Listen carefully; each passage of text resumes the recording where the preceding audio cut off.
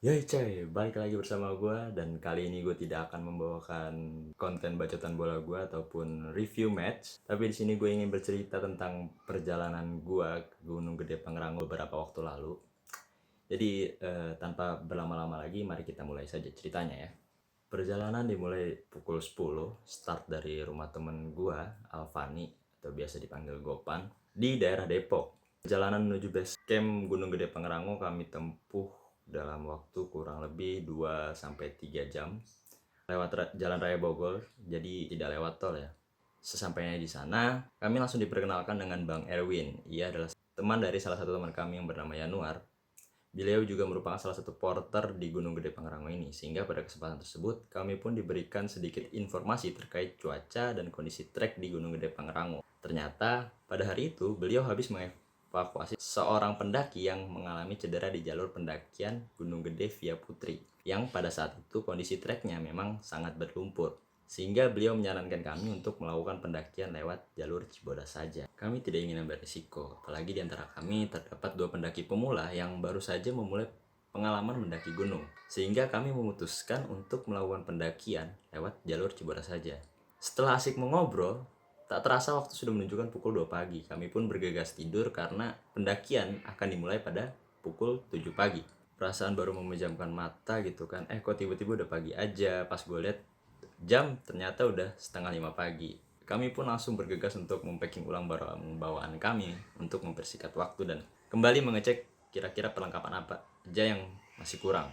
Oh iya, sampai lupa, pendakian kali ini kami terdiri dari 6 personil, yaitu gua, Yanuar, Vili, dan 3 orang pemula yaitu Diki, Gopan, dan temannya Yanu yang akrab dipanggil Bocun. Setelah packing-packing, kami tidak lupa untuk sarapan dulu untuk mengisi tenaga sebelum melakukan pendakian. Sehabis mengisi perut, kami mulai perjalanan menuju gerbang pendakian. Baru sampai gerbang pendakian nih. Tapi perjalanan menuju gerbang pendakian ini lumayan nguras tenaga sih, karena panjang banget bre, sumpah dah. Sesampainya di gerbang pendakian kami melakukan registrasi dan setelah itu pendakian pun dimulai. Sebelum kita lanjutkan perjalanan naik Gunung Gede ini, aku baik kita berdua. Semoga diberi keselamatan, kelancaran. Doa dimulai.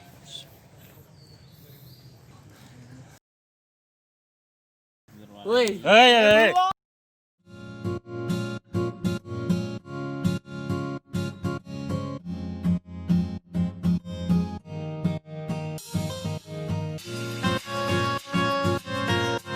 Gimana, Pan?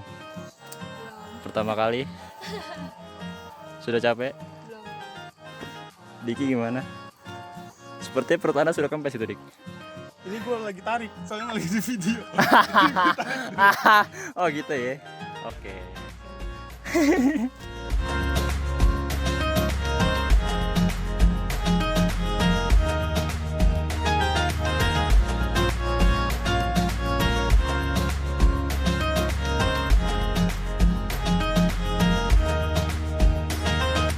Nggak terasa setelah 30 menit kami berjalan, kami sudah tiba di pos yang namanya Telaga Biru. Dan di pos ini sesuai namanya ya, ada telaga. Yoi, ini udah sampai pos berapa nih? Belum sampai pos 1 ya? Penanjakan Gunung Gede. Berapa menit kita sudah jalan, Pan? Lu ngitung nggak, Pan? Nggak ngitung nggak? Lu nggak? Nggak bawa HP jam. Setengah jam mana nggak jalan? Ada kali ya? Gue, Pan, gimana, Pan? Kenapa? Iya, gimana pertama kali nanjak gunung pengalamannya? Mantep deh oke. Jangan bilang lu di atas mau nge-TikTok gua. Enggak. Oh, enggak. Gitu, Mas. Ntar yang apa, yang begini-gini tuh. Oh, Yang begini. ah. Yang lagunya apa sih? Gila, don't stop. Nggak tahu, gue lupa. Di sela-sela perjalanan tiba-tiba muncul forum diskusi dadakan antara gua dan Pilih. Entah siapa yang mulai gitu, tapi obrolannya cukup menarik dan lumayan mengisi waktu di perjalanan supaya perjalanan tidak terasa melelahkan. kalau kan tadi takut. Kalau gue bukan takut. Ya, Kalau gue lebih ke kayak gini. Kalau menurut gue, bentar. Ini kan lu udah ini ya lulus Poltekim ya posisi. iya. Ya kan? Nah, berarti kedepannya lu mau kayak gimana? Terus lanjutin. Gue punya pemikiran kalau ya mungkin kita sekarang yang di bawah tuh ngeliat orang-orang yang korupsi di pemerintahan. Heeh. Itu tuh ya udah mereka salah korupsi gitu. Heeh. Pokoknya ada duit nih terus diambil. Iya. Padahal kalau menurut gue nggak sesimpel itu. Nih sekarang gini, kita sekarang nih kondisi kita sekarang Iya. di level kita sekarang. Heeh. Misalnya bos kita atau abang kita nyuruh beli rokok 100.000, Ya. Kembali 5.000 atau 10.000. Pasti sepele lah menurut kita. Iya. Udahlah buat kita aja. Pertama misalnya bos lu udah ambil aja nggak apa-apa. Itu di level kita. Di level kita. Nah sekarang kalau kita kerja katakanlah 100.000 200.000. Nah kalau kita udah bisa punya penghasilan lebih mungkin 1 juta 2 juta. Nah kalau sampai pejabat itu bisa mungkin belasan juta menurut mereka, tapi kalau orang kecil kan ngeliatnya gede banget kan. Gede banget. Nah sama satu lagi, makanya tadi gue bilang abu-abu. Contoh menurut gue Mensos aja nggak kepikiran kalau itu korupsi loh. Gue tuh pernah, ya gue baca-baca sedikit-sedikit. Fakta ini bisa salah, ini opini. Yang itunya kan isu apa beritanya dia narik berapa ribu gitu dari bansos kan. Nih ya, kalau lu ada di situ, sepele nggak? Misalnya kita di kelas, ya kan? Kita jalan nih, beli baju, kaos buat kelas kita. Udah tarikin aja goceng-goceng buat ongkos kita. Iya. Sepele kan? Goceng loh. Tapi kan kelas Iya, kapasitasnya lingkupnya kan 40 kecil. orang. 40 orang. Ya udah kayak gitu sama. Menurut gue Mensos itu gak kepikiran kalau itu tuh korupsi. Nah, berarti poin lu di sini apa? Maksudnya gua nggak tahu kan poin lu nih. Korupsi itu abu-abu sebenarnya. Nggak yang kayak dibayangin orang, uang rakyat terus diambil, bukan kayak gitu, nggak selalu. Contoh, ada dana buat KTP, ternyata ibaratnya kembalian nih 1 juta. Masa mau dibalikin lagi kan? Udahlah kantor kita. Nggak taunya kena. Berarti menurut lu korupsi itu apa dulu? Definisi korupsi itu apa? Kalau menurut lu yang kayak tadi itu belum tentu bisa dikatakan. Bukan, gue tetap itu bilang itu korupsi. Nah makanya gue takut, yang gue bilang gue takut jadi pejabat karena abu-abu banget. Berarti kita nggak tahu langkahnya ini kudu diambil atau bukan? Ini kudu diambil atau enggak? Ini hak kita atau bukan? Sama Ya, gue punya teman beberapa yang polisi, contoh polisi ya. Dia tuh kerja di Densus Intelijen. Dia itu sebulan kalau dihitung total gajinya bisa 15 jutaan. Itu bintara loh. Jadi simpelnya gue mau bilang gimana ya, korupsi itu nggak segampang yang orang bayangin kalau menurut gue mau jadi pejabat sih. Tapi gue udah kayak ngesimulasin di kepala gue gitu. Yang sejak kasus Mensos ini, per orang diminta 10.000 loh. Per orang diminta 10.000. Anjir itu kayak sepele banget tapi emang banyak orangnya.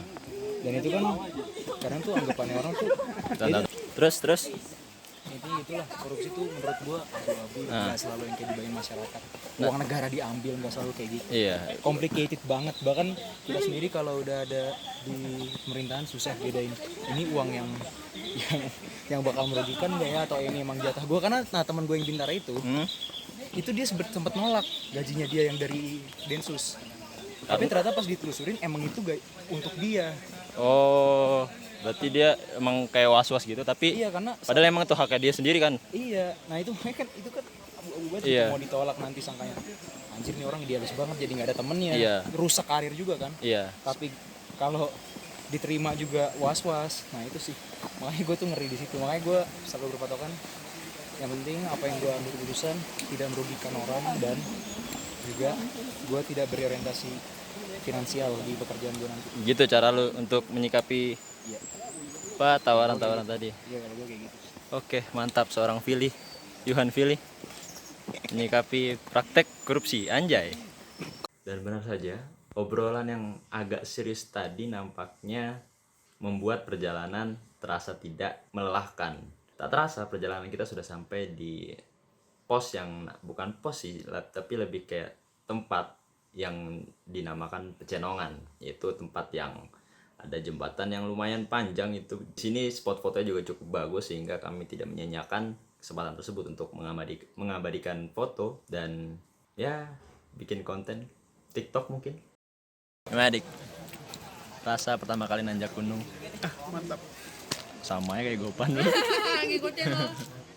Capek nggak? Lumayan. Masih semangat kan? Masih Gila makan mulu ya kan? Pertama kali harus semangat terus guys. Yoi. Semua tuh harus semangat. Ya intinya semangat. Yoi. Intinya semangat, Diki. Setelah melewati jembatan yang lumayan panjang dan lumayan memanjakan dengkul gitu, karena ya landai parah kan, dan itu cukuplah mengistirahatkan dengkul kita sebelum akhirnya kita menemukan trek yang benar-benar sedikit menggelitik-gelitik dengkul gitu, sehingga membuat jalan berapa ratus meter istirahat, jalan berapa menit, 10 menit, 20 menit istirahat lagi.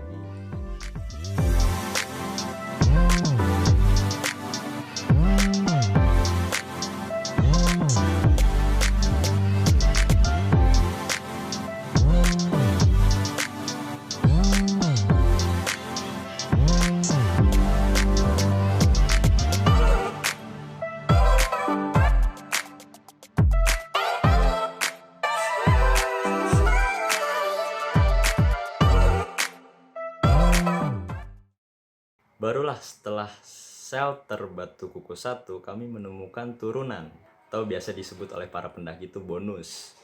Namun di balik turunan yang memanjakan, di balik jalanan landai yang sangat memanjakan kaki, pasti terdapat tanjakan yang gokil. Dan ternyata benar kan? Nggak lama setelah turunan, setelah jalanan landai, kami menemukan tanjakan lagi. Meskipun akhirnya kita menemukan turunan lagi, tapi di depan lagi ada tanjakan yang sangat terjal. Kita sudah sampai di air panas Gunung Gede via Cibodas. Dan sekarang mau masak dulu. Sekarang berapa, Pil? 12:09. Berarti udah 6 jam ya jalanan? Ya udah, ya berarti makan-makan dulu, kopi-kopi dulu, sebat-sebat dulu ya kan. Mandi air hangat dulu kali ya, enak ya. Ya udahlah.